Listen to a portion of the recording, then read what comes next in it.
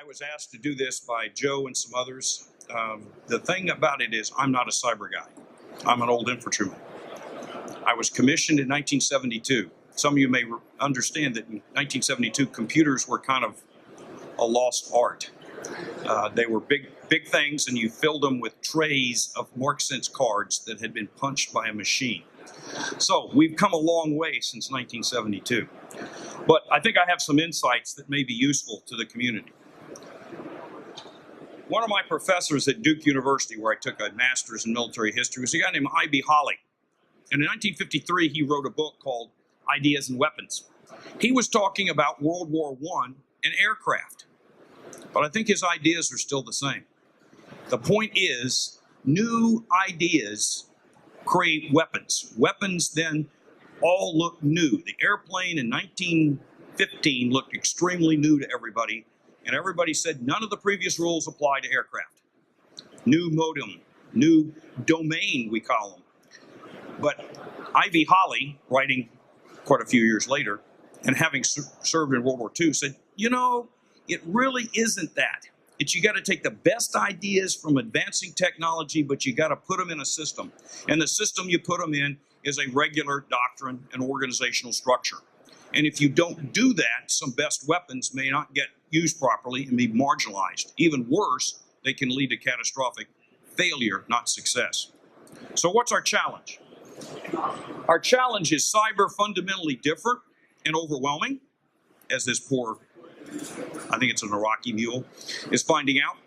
Or is it not that different and not overwhelming if we can just think of it in normal terms?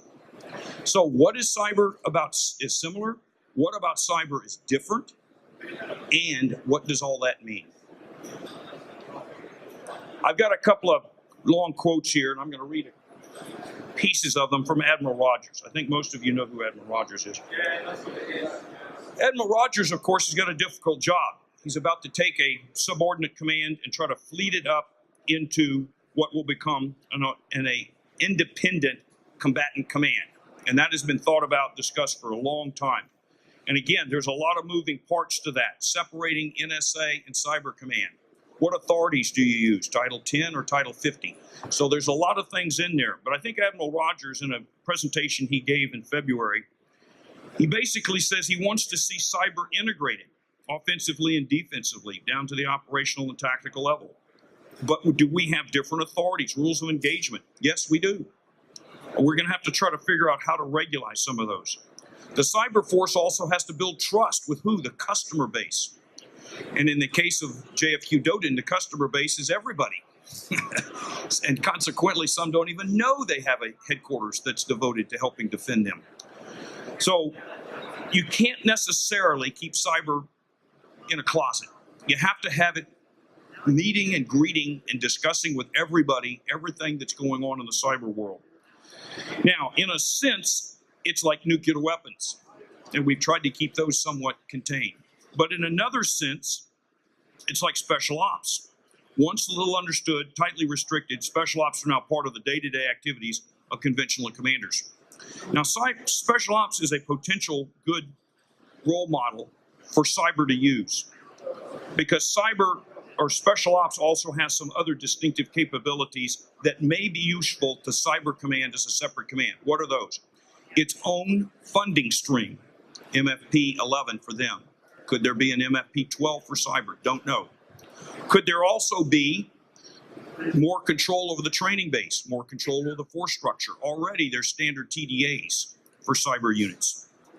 Ultimately, he would also say, much like Theater Special Ops Command, there could be theater cyber commands within each geographic combatant command as well.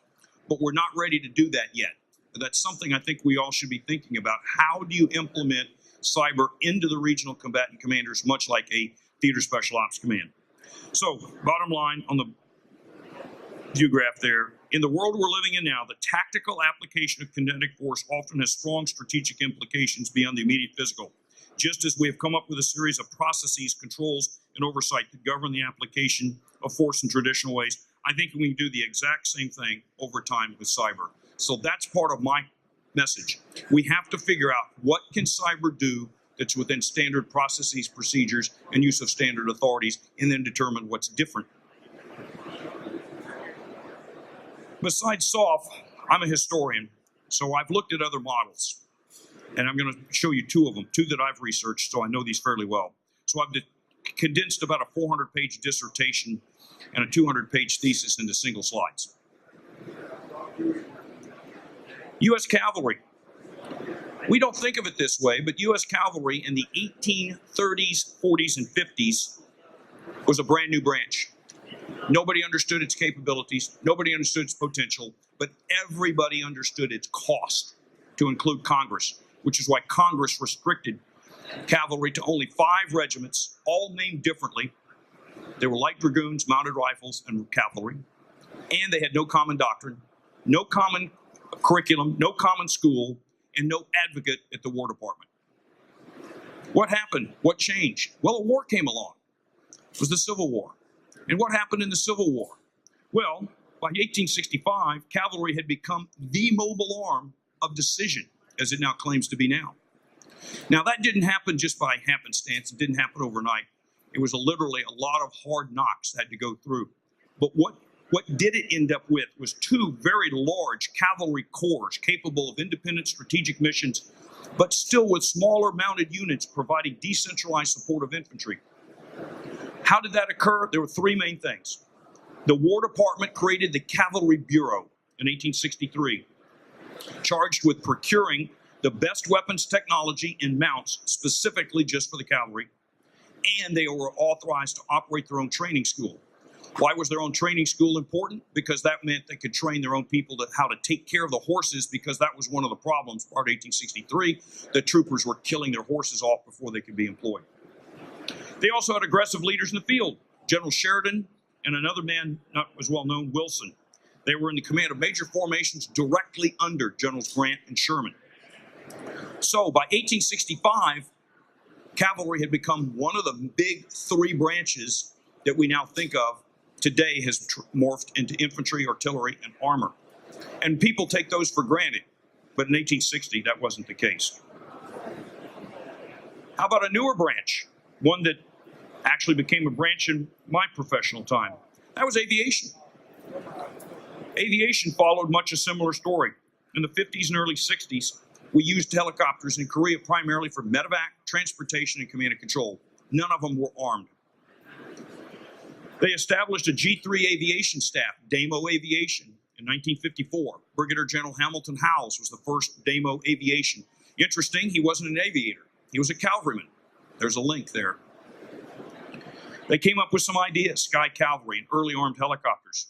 He later led the House Board in 1962, which led to the development of the 11th Air Assault Division, which later became the 1st Cav Division and deployed to Vietnam.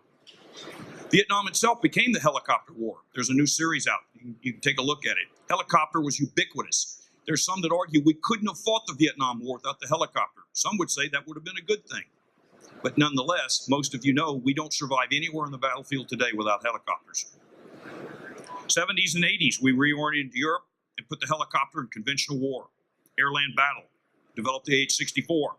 What happened? Aviation became a branch by 1983. And now we take aviation for granted like it had always been there. It had not always been there. What were the requirements of transformation? Department of the Army created DAMO Aviation in 1954. They started procuring the best weapons technology and mounts, even though these were rotary wing helicopters available. They started operating an aviation school to train aviators. You also had aggressive leaders in the field during Vietnam. Major General Harry Kennard and Major General Robert Williams, commanding large aviation formations directly under the command of General Westmoreland on occasion. So, is cyber following the same path? Maybe, maybe not. So what elements were key here? What were the key ingredients? Well, I can argue it was reorganized support from department level, a focused branch school, and major commands with aggressive leaders employing new capabilities without being held back by older traditional branches. So how does that work for cyber? What have we done recently? Well, we've done a lot recently, and I do mean recently in a historian's time. It became a focused branch. Cyber became a branch in September 2014. That's just a little over 3 years ago in the Army. Cyber Center of Excellence was established in 2015. Now, some may know it was carved out of Signal School. That's okay. Reorganized support from department level. We've created a DAMO Cyber with Major General Frost in charge in 2016 from previous separate level colonel offices within DAMO OD, or current ops. I'll talk about that more in a minute. And a major command. Our cyber had originally been established in 2010, but it's expanded and designated as a full Army Service Component Command just in January this year, 2017. I was participated in part of that.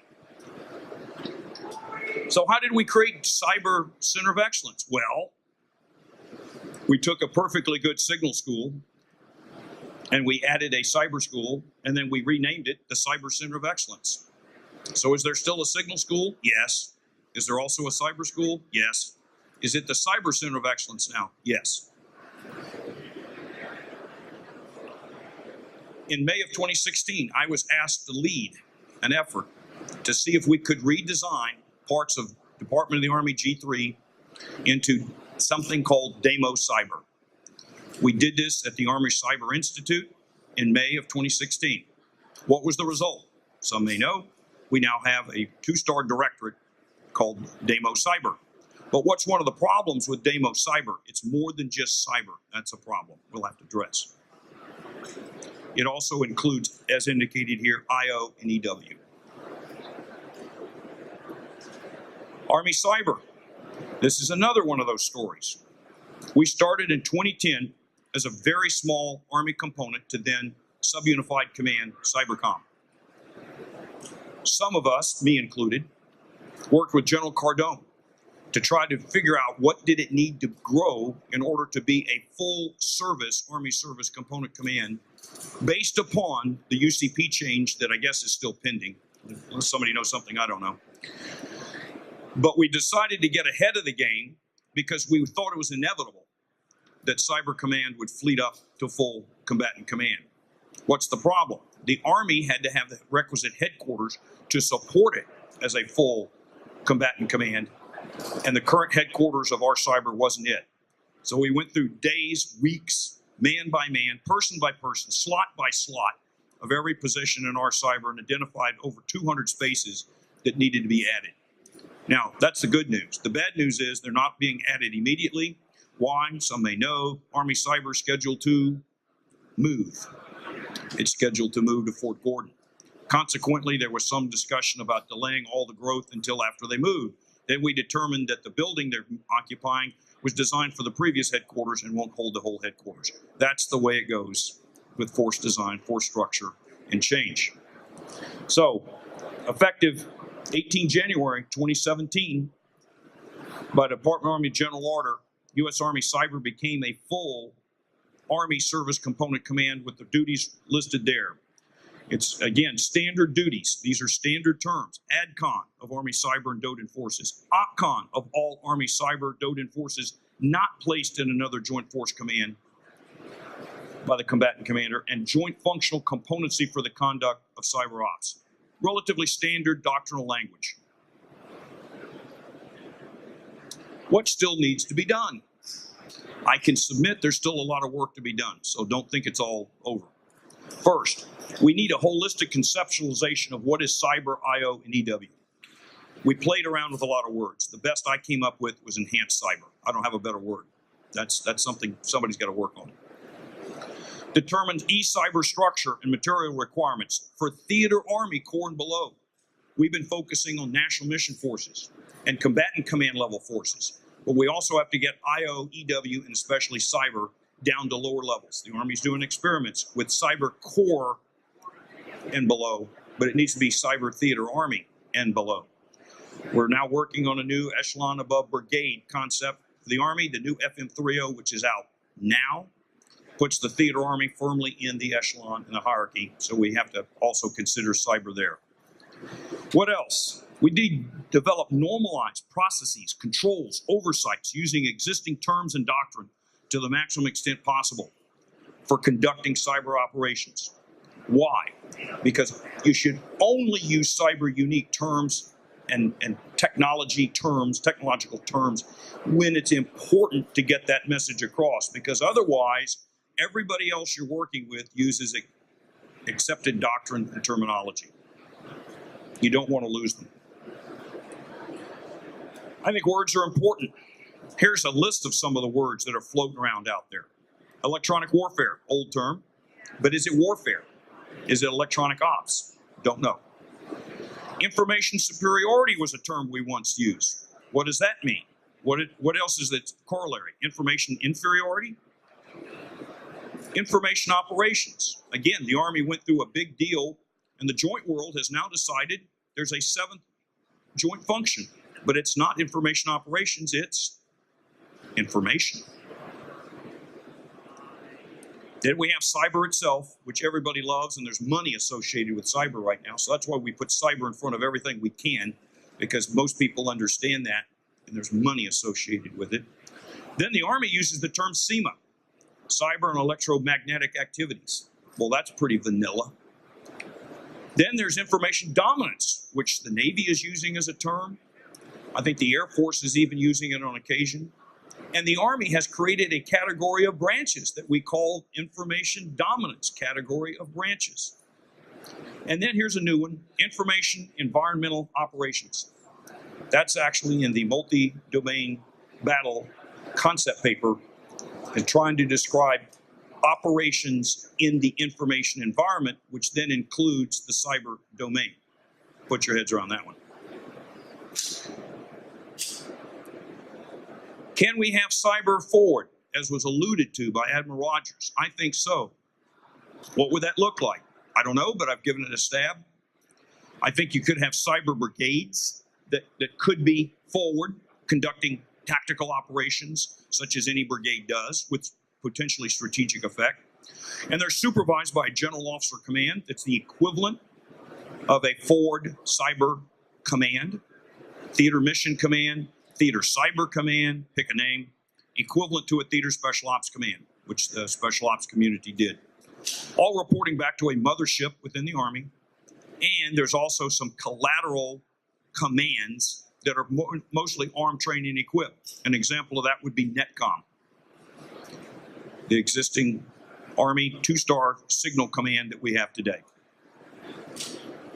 Again, how would that look in the field up front?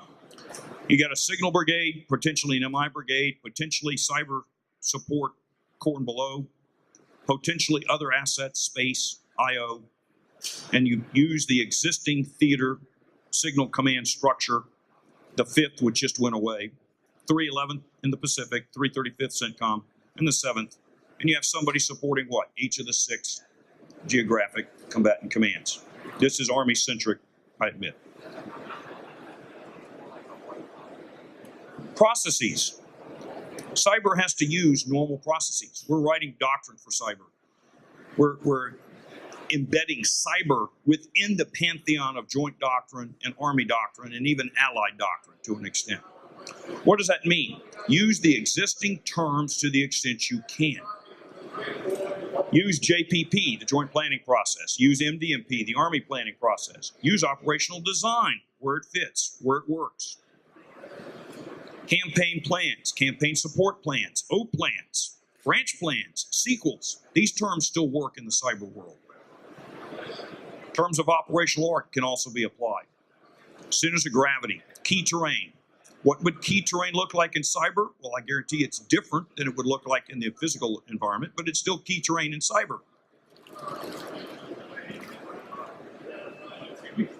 Lines of effort, lines of operation, standard terminology that can be used as appropriate. Emerging doctrine from other fields can apply. Defended asset list has long been in the air defense lexicon. It requires people to prioritize what they have, an asset that needs to be defended. It becomes a defended asset list. And again, there's a prioritization that has to occur. I'm hearing feedback from some people in the existing world that want all their cyber infrastructure to be protected at the same level. That probably isn't possible. Use red teams, wargaming, to evaluate and assess cyber plans. Come up with a plan to defeat a cyber threat and wargame it. and see if it works, see if it doesn't work, see what the red would do, see what the green would do, see what civilians would do, because cyber affects everybody, as most of you know.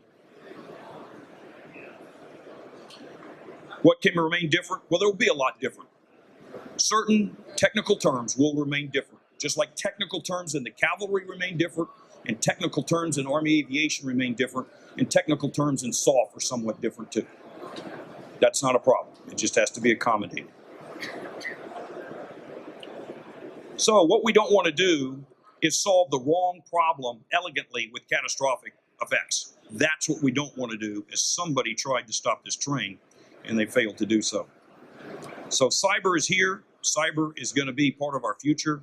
Cyber can be looked at as the newest cavalry branch, the newest Army aviation branch, and it needs to be integrated into the fold as well as understand its unique attributes. It also is very pertinent to design thinking. Why? Because we live in such a volatile, uncertain world. At the Army War College, we teach our students to be concerned about the VUCA environment that we all live in. Design thinking, I think, is absolutely pertinent to cyber and has to be applied. Bottom line, as the 2014 QDR said, frequency and complexity of cyber threats are growing. We're going to have to get better at this. We're going to have to get cyber back into the fold. We're going to have to understand unique attributes, but then leverage what we already know to get cyber doctrine and planning process in keeping with everybody else. And that's me, John Bonin, Army War College, Old Infantry. Thank you for your attention.